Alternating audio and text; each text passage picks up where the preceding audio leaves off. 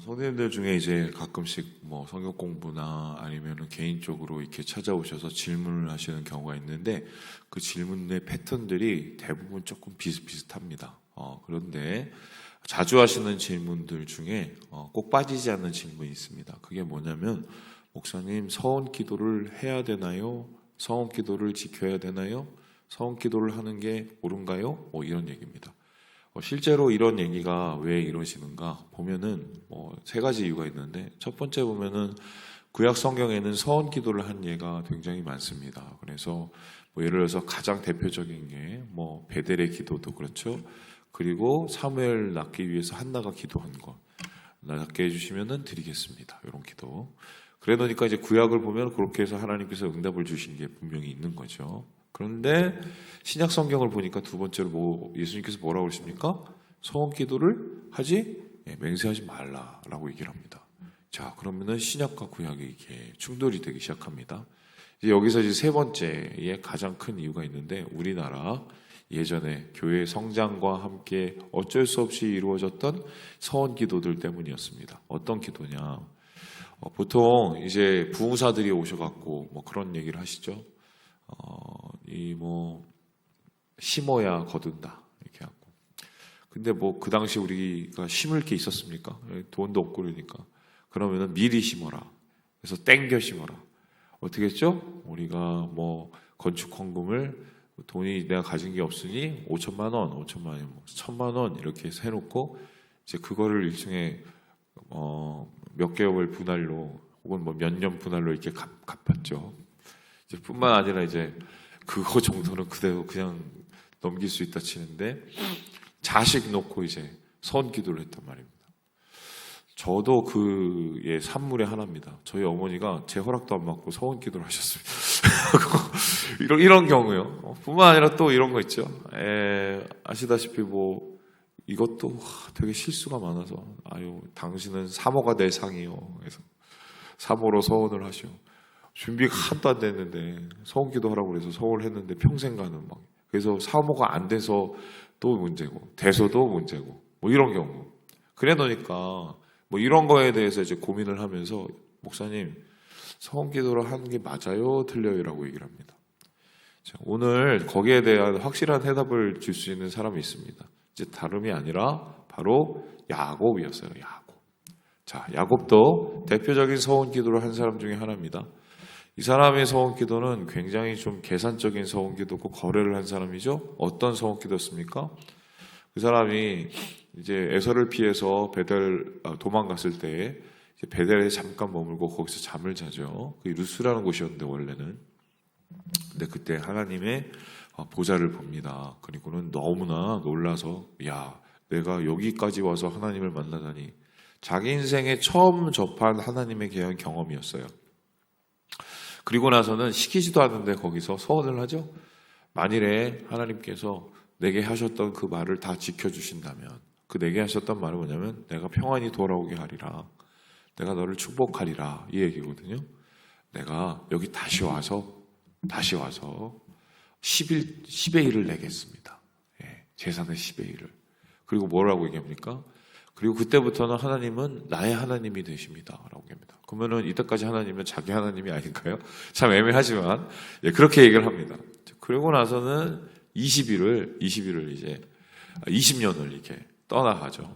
그리고는 여러 가지 숱한 고생 끝에 삼촌 집에서 도망칩니다. 물론 나중에 화해를 하긴 했지만 돌아와서도 문제였죠. 에서가 이제 죽을 듯이 400명 데리고 이제 쫓아오고. 그런데 거기서도 하나님의 은혜로 이제 제외를 하고. 근데 그 다음 얘기예요. 그 다음 얘기가 사실은 어제 주일날 본문인데 이제 그 주일 본문을 수요일날 할 텐데요, 저녁에. 어떻게 됐냐? 자기가 서약하고 서원한 거를 기억을 못한 게 아니거든요. 못한 게 아닌데 거기로 안 갑니다. 베델로 안 가요. 그리고는 지역을 직진을 해야 되는데 우회전을 해갖고는 세겜으로 들어갑니다. 왜 세겜으로 들어갔냐? 이제 거기 가보면 아는데요. 베델하고 세겜은 하늘과 땅 차이라고 보시면 됩니다. 세겜은 살만해요. 베델은 쥐뿔도 없어요. 그래서 보기에 자기가 양도 많으니까, 그리고 식구도 많으니까 좀 풀도 뜯고 또 살만하고 물도 있고 이런 데 찾은 겁니다. 아마 거기 잠시 머물려고 생각을 했던 건지 모르겠지만 일단 가서 어떻게 해요? 머물다가 좋으니까 그곳 사람들도 뭐 그렇게 자기를 뭐 이렇게 막 쳐내지 않으니까 어떻게 해요? 아, 여기 좀 머물러야겠다. 그리고는 잠시 머무르는 게 아예 이제 일어나지 않았죠. 사람은 그렇습니다. 시편 1편을 보세요. 예, 우리는 서다가 앉다가 눕죠. 예, 오만한 자리에 서면 안 돼요. 일단 서서 계속 가야 되는데 믿음의 길을 서면은 앉고 싶고 앉으면 눕고 싶고 그죠? 누우면 자고 싶고 이게 사람의 본능인데 지금 야곱도 아마 그랬던 것 같다. 그리고 나서 어떤 일이 났습니까? 난리가 났죠. 딸이 성폭행을 당하죠. 그리고 그 성폭행을 대충 막 이렇게 덮으려다가 더 큰 살인이 일어납니다. 살인, 집단살인. 그 집단살인을 누가 일으키느냐? 다름 아니라 야곱의 자식인 시므온과 레위였어요. 왜 그랬느냐? 자기 동생, 여동생이 성폭행 당한 걸 참을 수가 없었기 때문이에요. 물론 거기에 대해서는 좀 더 자세하게 얘기하겠습니다. 수요일날. 그러고 나서 이제는 어떻게 됐습니까? 이제 죽을 운명이죠. 왜요? 그 당시엔 씨족 사회죠. 그래 놓으니까 뭐 예를 들어서 박간에 저희 집안이 무안박 씨인데 무안에도 저희 박가가 있지만 저희 집은 이제 이쪽 경상도 쪽인데 거기 가보면 이제 종가와 종씨 집안이 있거든요. 한 다리 건너서 다 박가예요, 다 박가. 그래 놓으니까 이게 똑같죠?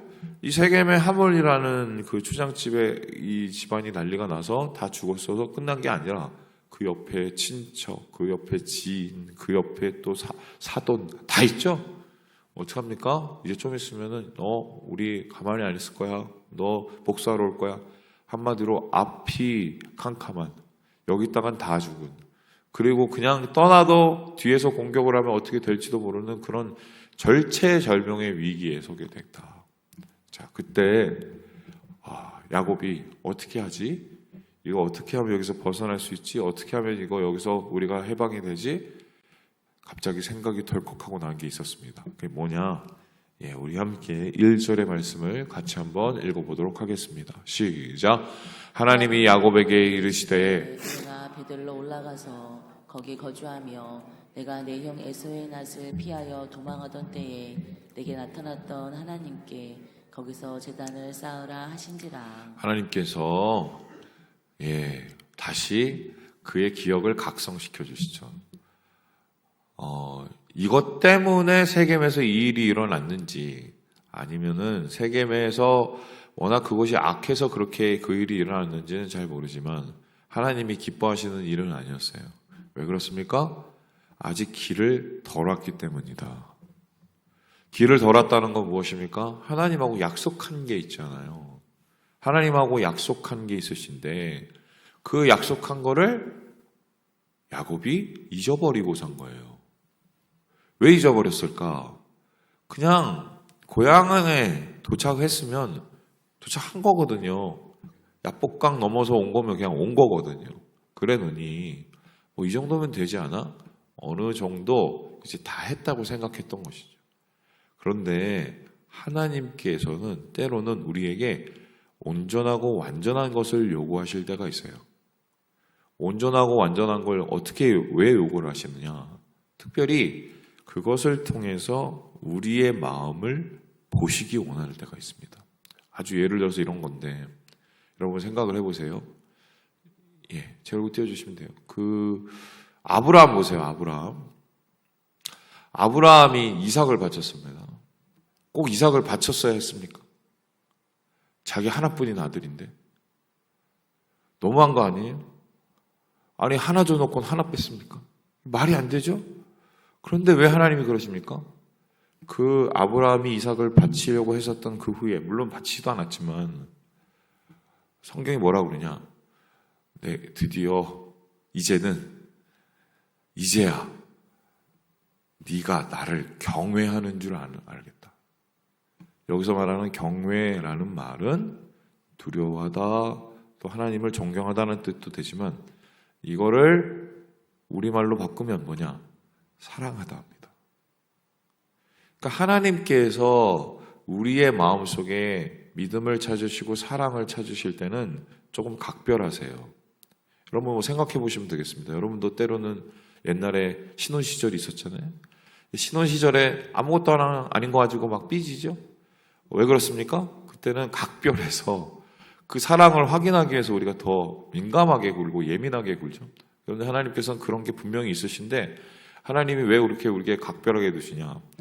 그것을 우리에게 확인하시고 그것을 통해서 우리에게 복 주시고 은혜 주시고 하나님께서 우리에게 사랑을 더욱더 부어주시기 위해서 그렇게 하는 거예요. 관계가 한 단계 업그레이드 돼야 할 때 하나님께서 그것을 요구하십니다. 그런데 지금 야곱은 그걸 잊어버린 거예요. 이 여행은 20년의 여행은 베델로 시작해서 베델로 돌아와야 끝이 났는데 지금 바로 결승점 앞에서 테이프는 안 끊고 가만히 앉아있는 격이 되었던 겁니다. 그래놓으니 어떻게 했습니까? 하나님 말씀을 따라서 올라가자. 아버지 갔다가 다 죽어요. 지금 여기서 우리가 막 수비 형태로 해갖고 막고 기다려도 지금 다 얻어 터지게 생겼는데요. 어떻게 하시려고요? 그래도 하나님 가라고 그러는데 믿고 가자. 이유가 있겠지. 그리고 사람들을 자기 가족들을 다 짐을 싸게 해갖고 또 도망갑니다. 야곱은 도망의 달인이다 이렇게 볼 수 있는데 자 그런데 갈 때 그냥 가지 마. 우리 하나님 만나야 되니까. 그리고는 이렇게 얘기를 합니다. 우리 함께 2절의 말씀을 같이 한번 읽어보도록 합니다. 시작. 야곱이 이에 자기 집안 사람과 자기와 함께한 모든 자에게 이르되 너희 중에 있는 이방 신상들을 버리고 자신을 정결하게 하고 너희들의 의복을 바꾸어 입으라. 두 가지를 요구하죠. 야, 우리가 깨끗하게 가야지. 그러니까 어떻게 해요? 정결하게 하고 옷 빨아. 그리고 목욕하자. 하나님 만나야 되니까. 그리고 두 번째 뭐합니까? 우리가 이방 신상 버리자. 설마 야곱인데 그래도 설마 하나님 때문에 이렇게 살았는데 분이엘을 만났는데 이방 신상이 있겠어요? 그런데 3절을 보세요. 4절 보세요. 엄청나게 쏟아지죠. 예. 다 버립니다. 예. 옛날에는 귀걸이, 목걸이 이런 거 다 그냥 우상이었거든요. 지금 뭐 이걸 가지고 우상이라고 하지 않죠. 뭐 여기서 토끼 모양 달고 다니는데 너 토끼 우상 이러진 않잖아요. 옛날에는 그거를 실제적으로 우상처럼 여겼어요. 이거 어디에서 보면 아냐면 그 이스라엘 가서 그 바이블 뮤지엄이 있어요. 그 성경 박물관인데 거기 가보면 조그만 우상부터 이만한 우상까지 다 있습니다. 그걸 몸에 지니고 다니고 자기를 지켜준다고 생각을 실제적으로 했대요. 이제 그거 다 버렸습니다. 신기하죠? 옷을 다 빨았습니다. 그리고는 올라갑니다. 그리고 거기서 하나님을 다시 뵙죠.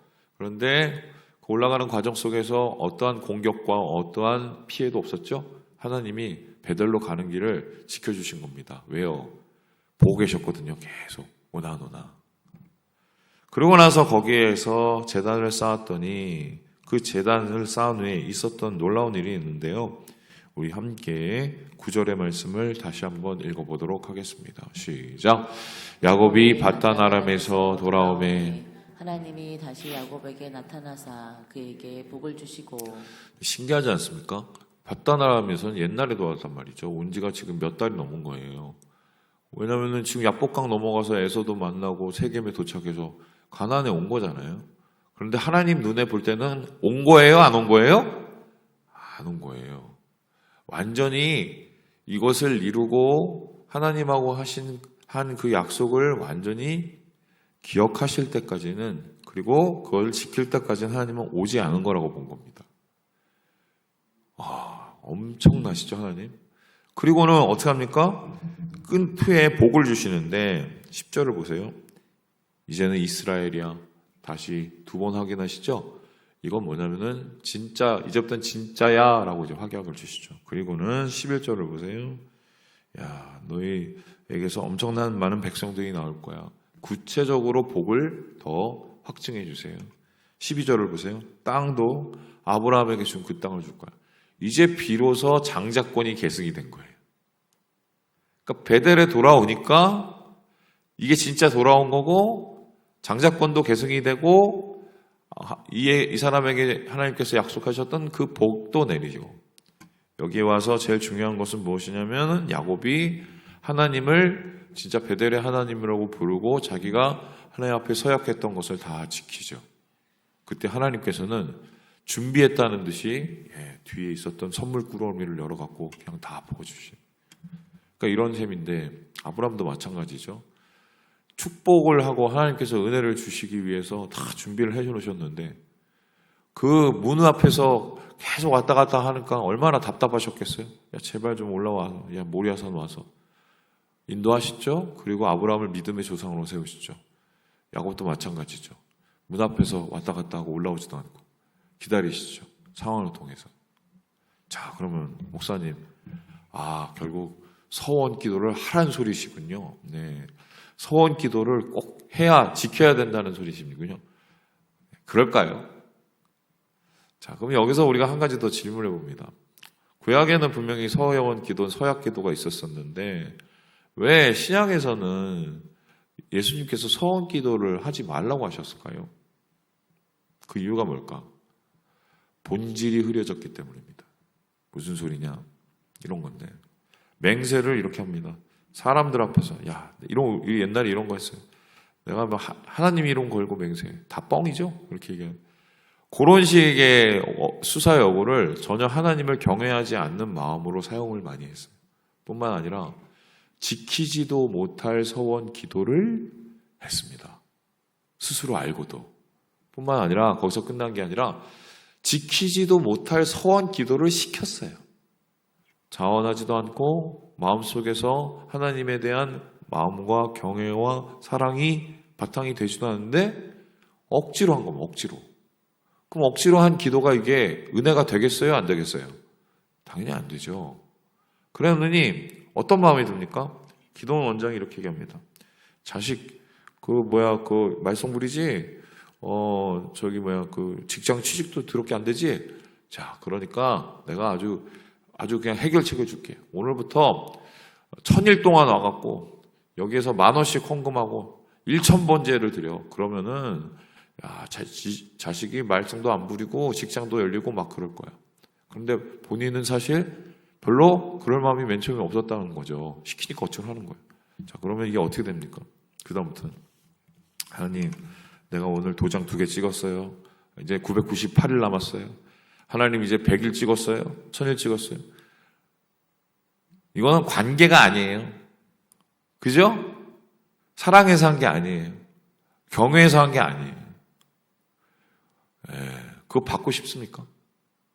여러분이 만일에 아버지면, 여러분이 만일에 어머니면, 서약 기도와 서원 기도는 하나님 앞에 정말 사랑함과 경외함으로 드리는 거죠. 그리고 내 인생을 하나님과 함께하고 내 인생을 하나님께서 지켜주시고 내 인생을 하나님과 은혜를 내가 간절히 바라는 마음으로 드리는 그런 기도들이죠. 그런데 그것이 정말 자원하는 마음과 마음에서 우러나는 마음과 정말 주님을 사랑하는 마음으로 이루어지지 않으면 그건 사실 진짜 서원 기도와 서약 기도가 아니에요. 그리고 자식을 향한 것도 그렇습니다. 자식 인생을 왜 부모가 정합니까? 그죠? 그런데 중요한 거는 혹시라도 말씀드려요. 너는 사모상이야. 사모해.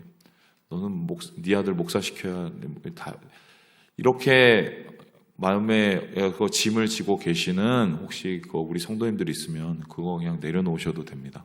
진짜 그분을 하나님이 사모시키시고 하나님이 목사시키시려면 어떤 상황 속에서도 그의 마음속에 자원하는 마음을 주셔서 하나님께서 그를 인도해 주세요. 저도 목사 된다고 했었을 때 억지로 한 거 아니에요. 물론 떠밀려서 신대원 갔지만 나중에 하나님께서 마음을 주셔서 제가 하겠다고 했습니다. 자원은 사랑하는 마음이에요. 주님을 기꺼이 신뢰하는 마음. 하나님께서는 사실 오늘 이 야곱의 이 마음을 받기 위해서 20년을 기다렸어요. 그리고 이 마음 받으시고 마음껏 축복하시고 야곱의 길을 열어주시고 이게 오늘의 결정적인 이야기다. 자, 그러면 오늘 말씀을 통해서 우리가 깨닫게 되는 것은 무엇입니까? 무엇이든 사랑으로 기쁨으로 하라. 그리고 하나님 앞에 우리가 마음으로 드리고 기쁨으로 드린 것은 하나님이 기억하고 계신다. 여러분 이거를 마음에 받으시고 우리를 축복하시고 우리를 사랑하시는 하나님의 이 마음을 우리가 기억하며 오늘 하루를 은혜롭게 지내는 우리 모든 형제 자매들 되시길 주님의 이름으로 축원합니다.